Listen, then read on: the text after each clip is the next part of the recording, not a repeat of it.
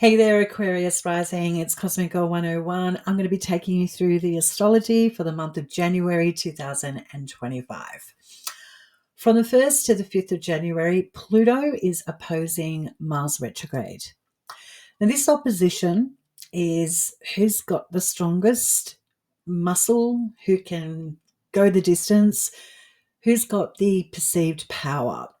Because Pluto and Mars are planets that are all about the power and surging and pushing forward. Pluto will be more methodical, take its time. Mars is more acute and let's take action now. So from the 1st to the 5th, what you have here is you potentially, because Pluto's transiting in your first house, Aquarius rising, what you could be experiencing is you're a little bit more patient, you're a little bit more reserved than others may appreciate or respect. Because Mars retrograde in Leo in your 7th house of relationships, partnerships, contracts, and agreements is where this opposition's coming from to Pluto in your first house of the self. So others may be seeing you as the cool cat. You've got this, and that in some way, shape, or form may frustrate a significant person around you, whether it's intimate or otherwise. On the 2nd, we've got Venus ingressing into Pisces in your 2nd house of finance, and this is where Saturn is and also planet Neptune. So we now have Venus joining the party, if you will, in your 2nd house, which is about things that support you. That is your skill set, your finances, your assets, and your possessions. So with a stellium smack in your 2nd house, this is where you may be experiencing a lot more exacerbation. So you'll be hyper vigilant what's coming in and out when it comes to your finances, what you find merit in, what you find value in, and also potentially may start to become aware of how emotions may be draining you connected to your finances and assets. So if you feel like you need to let go of that Pokemon card collection you've had since you were 10, and it's collecting dust in the corner, this could be the transit where you start maybe ruminating about what's all this emotional attachment I have to my things. I might need to release them. And the stellium in your 3rd house might be helping you. But you're very aware of what's coming in and out of your day-to-day banking and checking account. And you may also be experiencing a little bit of overindulgence when it comes to your expenditure, because Venus is exalted in the zodiac sign of Pisces, and she certainly knows what she wants. Really can be quite a little bit too much. So watch those purse strings, Aquarius rising, with that stellium in your 2nd house when Venus joins Saturn and Neptune. On the 6th, we have Mercury in Sagittarius opposing Neptune, or squaring Neptune actually in Pisces. So the conversation, if you will, this day is about what's coming in and out that gives me, Aquarius rising, a sense of, can I afford to go to that concert, commit to my friends going on that overseas trip? What's the benefit to this? So you could be at two odds with a friend or a social connection or a group that you are proactively connected to. There might be dynamics of differences of opinion, or you may see some connections actually fade away or start to disintegrate, Aquarius rising. Some organizations or friends just may not be around you as much anymore on this day. Might be very obvious, or you get a pretty strong declaration from someone that's familiar, letting you know that they're not really all in. And because that Neptune's in Pisces in his 2nd house of assets and finances, I wonder if it's because of a financial aspect of this conflict or a change of mind with a friend. So there's something tricky going on the 6th with friends and finances and assets. We also see the same day Mars retrograde back into the zodiac sign of Cancer now, and that's happening in your 6th house. Now, Mars Doesn't mind being in the sixth house. It's quite powerful. It's a powerful place for Mars to be in the sixth house. Yet it's in Cancer, and it's traditionally not known to operate as well. But when a planet doesn't do so well in a particular zodiac sign, it doesn't mean it can't be martial or do Mars things well. It means it has to be a little bit more strategic and work a little harder. So when you have Mars retrograding in his sixth house in Cancer, you've got the emotional discipline to do what you need to do in regards to get on top of any physical health ailments, get back to the gym, really start to interact with your co-workers instead of being distant. So if you played a bit cool with others, you might start to realize, you know what, maybe I'm a little bit harsh and I need to be more of a team player. So that's what you could be experiencing with Mars retrograding Cancer in his sixth house. So you're a little bit more emotionally available to do what you have to do, be a team player, and loosen up a little bit when it comes to emotional distance from people is well advised when Mars is retrograding in Cancer in your sixth house, just for you, Aquarius rising. So if you're one of those cool cats, you might start feeling, I really need to loosen up a little bit. We also see on the 6th, now that Mars is retrograde back in Cancer, it's still going to be having that opposition with Pluto in your first house. So again, others around you in your workplace or even things that are going on with your actual physical body might be asking you to take, quicker action, be quicker to move. Yet Pluto in your first house opposing that Mars, there's something that you might be a little bit tentative about. So again, going back to Mars and Cancer retrograde. So you, even though you might be aware you're playing it cool amongst your co-workers or being, quite emotionally drawn to getting on top of your physical health or any ailments, if at all, that you may have, you might be aware of, I'm the actual one that's slowing progress down. So there's something here that tells me for Aquarius risings, you might be harnessing some sort of secret resentment, or you might feel it really necessary to keep a lid on your own personality or your thoughts about your work environment or your actual health in some way, shape, or form, potentially. Knowing your own natal chart and where the planets are transiting will also help maybe put this together, what this means for you, Aquarius rising. But I just think you're playing it cool. Okay, so now moving along, we have on the 8th of January, Mercury ingressing into Capricorn in a part of your chart that's connected to isolation, solitude.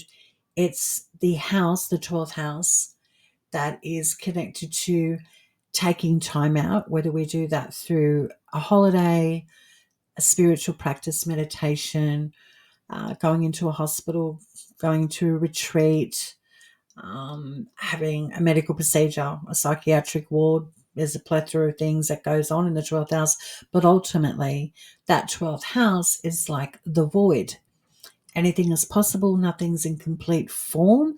So it's really a lot of the times the 12th house is about navel gazing and things being in flux. Now, with Mercury ingressing into Capricorn, the positive about this for all of us is that Mercury's dignity increases significantly. And what that means, in short, Mercury's been in Sagittarius, and that transit's been difficult for Mercury because it's been in detriment, not doing so well. So when Mercury is increasing in dignity, now that it's in a different zodiac sign that it certainly doesn't have a lot of trouble with, is the Saturnian part of Capricorn, because Mercury is about details, analytics, and likes to pull things apart and understand what's going on. So it's a great improvement for Mercury for all of us. But when Mercury's in that Capricorn, which is very practical, it's no BS, just the way you like it. It's a Saturn zodiac sign. Saturn's your ruling planet as an Aquarius rising. So you'll find that you might not be particularly overwhelmed by this transit with Mercury in Capricorn in your 12th house, because Saturn's your ruling planet and you've got a certain Saturnian imprint, if you will. So I don't think particularly Mercury ingressing into Capricorn in your 12th house is going to bother you too much, Aquarius rising. The only thing that you might be maybe overlooking or not too fussed about is anchoring to other people's resources, getting into financial commitments, or overcompensating when it comes to romantic partnerships. You might be playing it very cool there as well. So interesting transit with Mercury going in Capricorn in your 12th house, Aquarius rising. Then on the 13th, we've got a full moon in Cancer, and the moon is the planet that is connected to the zodiac sign of Cancer. So the moon couldn't be happier, if you will. So we've got, as you can probably hear and start to appreciate with the planetary astrology and the transits, is that we've got an exalted Venus in Pisces, we've got a full moon in Cancer, we've got Mercury's dignity significantly increased now, it's in Capricorn. So things are, planetary-wise, they're not doing too bad. But this month of January, it's extremely active, like super active. So on the 13th, we've got that full moon in Cancer, and that's in your 6th house. So we've got a happy moon, we've got a happy Mars in the 6th house, even though it's retrograde. So for you as an Aquarius rising, this full moon, it's basically lighting up, if you will, how far you've come when it comes to your physical health. What do you need to change? What do you need to improve? What do you need to let go of? You may also start to have some real close relationships with co-workers, or you may be saying goodbye to some co-workers and bringing new ones in your workplace if you work. And also pets might be something that's on your radar on the 13th of January. But a really nice full moon for all of us. So enjoy new people, places and faces that are familiar to you on the day-to-day. We also have to be realistic with astrology. You could be losing a pet or losing something that's been familiar to you on the day-to-day as well. That could be difficult as well. Again, knowing your own natal planets in your own chart will be helpful in really connecting with what's going on this day of the full moon. So check out if you've got any planets in your 6th house of Cancer. At full moon might be lighting it up. From the 14th to the 15th, we've got Venus squaring Jupiter retrograde. Now, these are the two benefic planets of the solar system, which means they're good doers, they're benefic, they're abundant, they're very life-giving, and they're about unifying. But when they're in a square aspect, and we've got two really quite, optimistic planets that are squaring off, which is a conflict between your house of finance, romance, and children potentially, if applicable, and also your creative pursuits and hobbies. It's like, oh, can I afford what I really want to do? Is my partner overindulging? It's driving me nuts. I don't know if I value that. So this is about money versus joy. So it could be a day of harsh reality coming in from the 14th to the 15th of January. Well, we all need that every now and then, Aquarius rising. From the 15th to the 16th, we've got Venus conjuncting Saturn in your 2nd house. And Saturn, your ruling planet, as an Aquarius rising. This is good when Venus meets up with Saturn and has a conversation. And the conversation is simply about what are we ready to unite with and commit with. So this is about things that support you. Do you need to learn a new skill?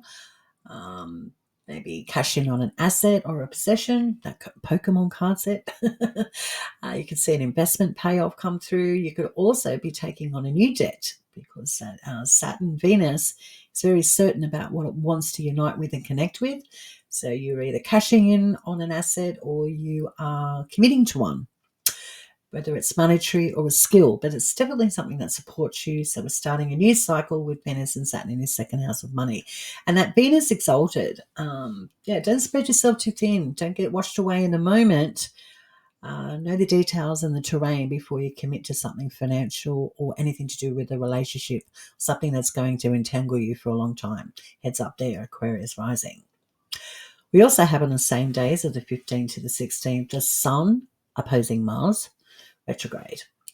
And this is happening in your 12th and your 6th house. So the Sun in Capricorn opposing Mars retrograde. Well, this is about, the sun.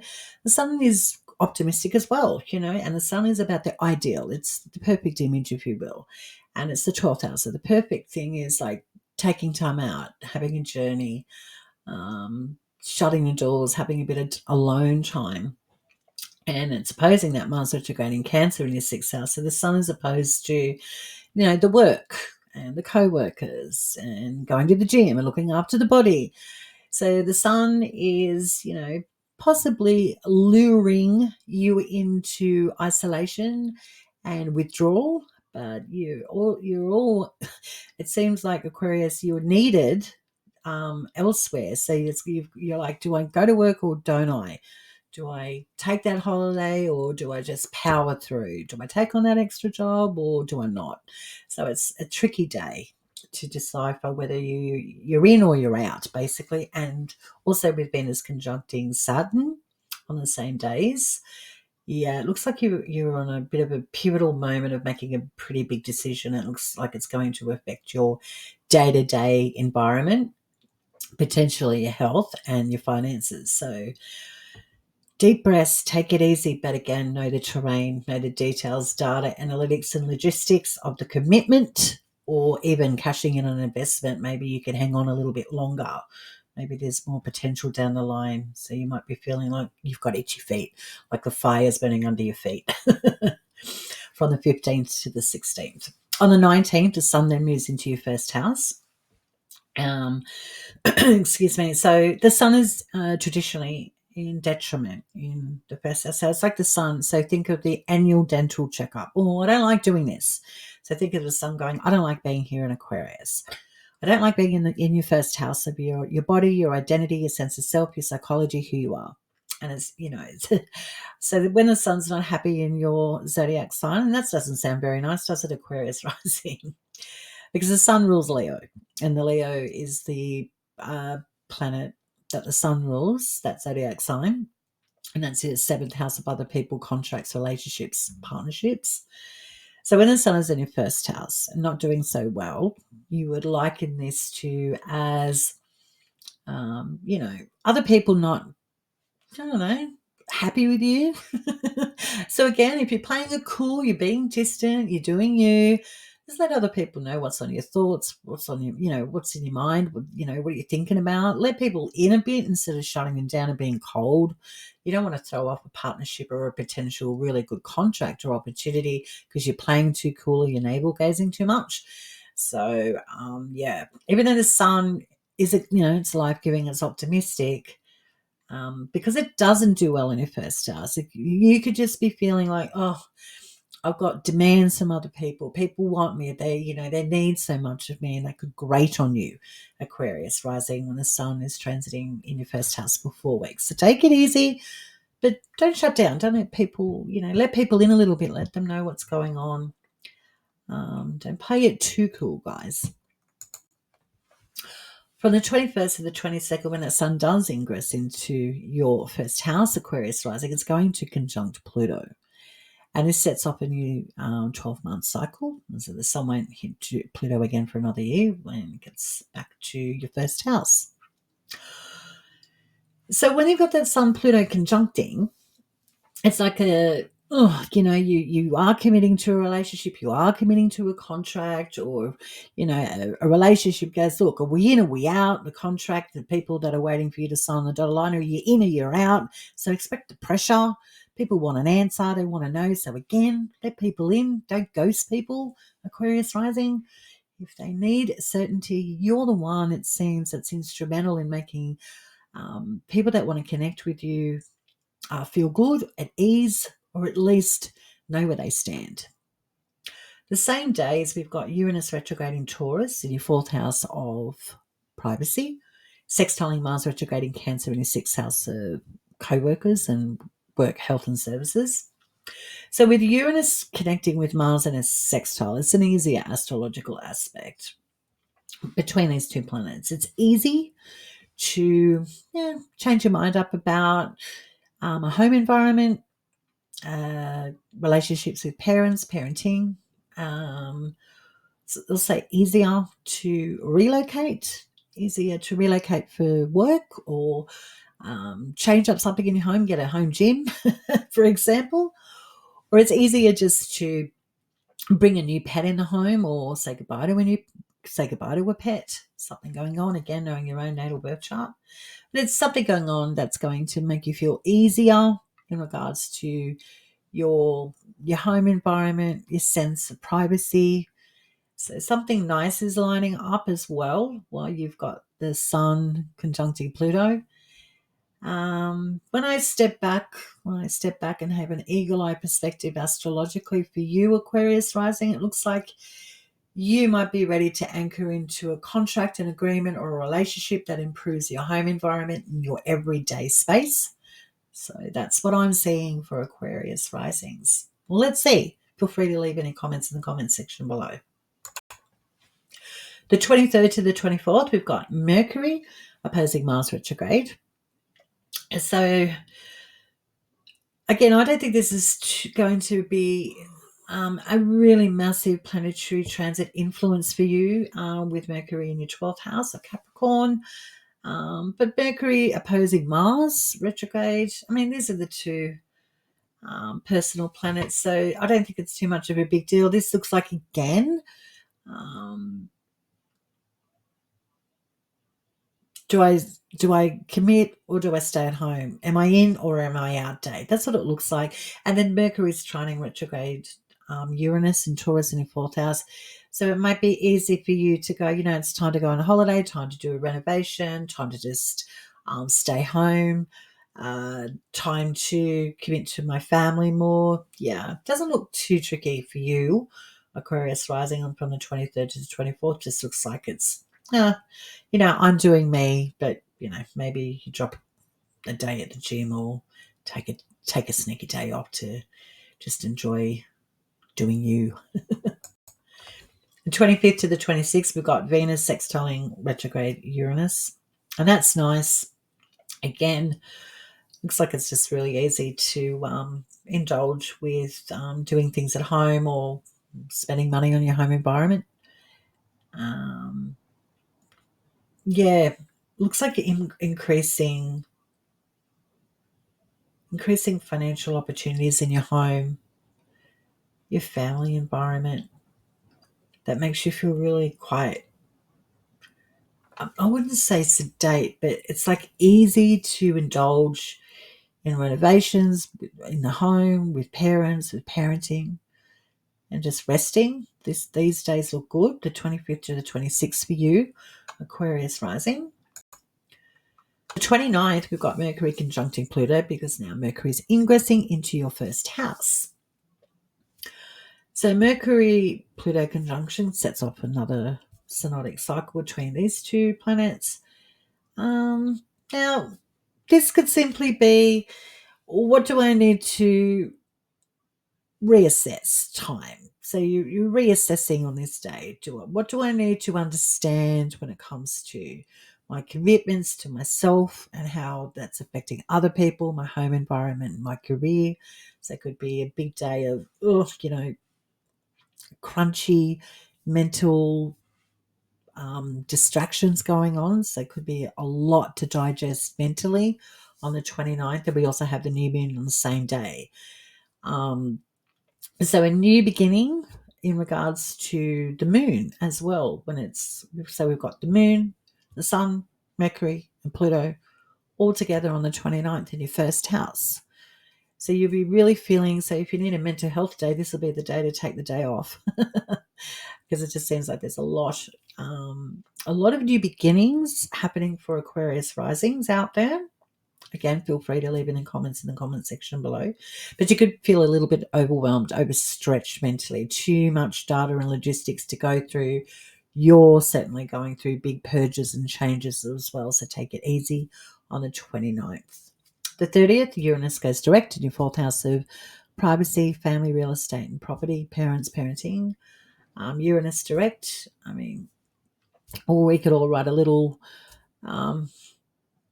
small handbook on Uranus in Taurus to date. Uranus has been in Taurus since 2018, and Taurus is your 4th house of privacy, family, real estate, property, parents, parenting. So, and Uranus is acute, swift changes. It's about liberation and freedom ultimately, but it can do things in a very odd way.